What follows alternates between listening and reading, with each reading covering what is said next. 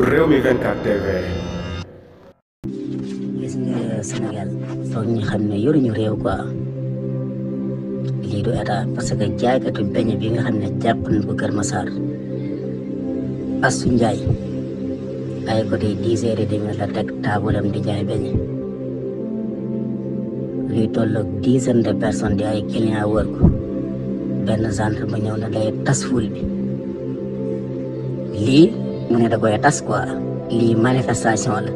mais nekkatul jaay beñe rek ndax di jaay beñe client yi wér la lii ëpp na ci beñe dugub da koy tas li ko fan bi doon yéen soof ngeen trop may leen ñu jàmm soof ngeen trop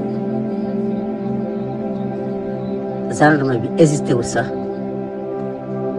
manoote ko yóbbu na ko da nga def outrage à un agent public ak trouble de l'ordre public nga def mun na ko da nga ma saaga xas ma ak lii nga def nii trouble de l'ordre sa table beñe bii nga teg di jaay nit ñi wër la ngay jaay nice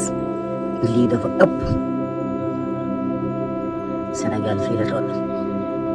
Sénégal gii du dëkk. kon mi ngoog doy na waar daal en tout cas jaaykatu beñe boobu nga xam ne moom daal Kër Massar la nekkoon xëy daal jaay beñe laata Ousmane Sonko di wax ci beñe bi sax moom fekkoon na ko muy jaay beñeem ngir di daan doole ak dundal njabootam natt boobu la ñu xëy teg ko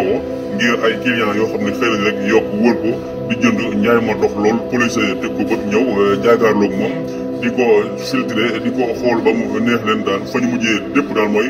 mënoote ko jàpp ko yóbbu kon fii la Sénégal toolu ku ci waxul daal mën nañ ne yow moom danga naafiq ndax xam nga ne kuy jaayu beñeem rek ngir di dundal njabootam ngir lu mu yóbbu sa kër ga nga mën koo jaay doole nii mën koo jàpp yóbbu ko dara du la ci fekk kon fii la Sénégal toolu mi ngi nii di daan ko ci waxul xam nañu ne injustice yi nga xam ne am na ci réew mi moom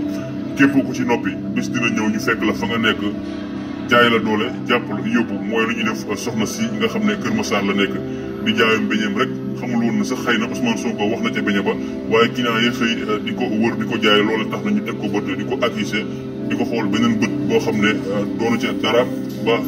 xañ ko li nga xam ne mooy àq ak yelleefam jàpp ko tëj ko ci kaso bi ngir ay wax yi ñàkk fayda moom la ñu nemmeeku kon daal Macky Sall fii la toll ak Sénégalais yi mi ngoog Sénégal bu nii daal doy na waar torop daa ngeen jëf gaañ yi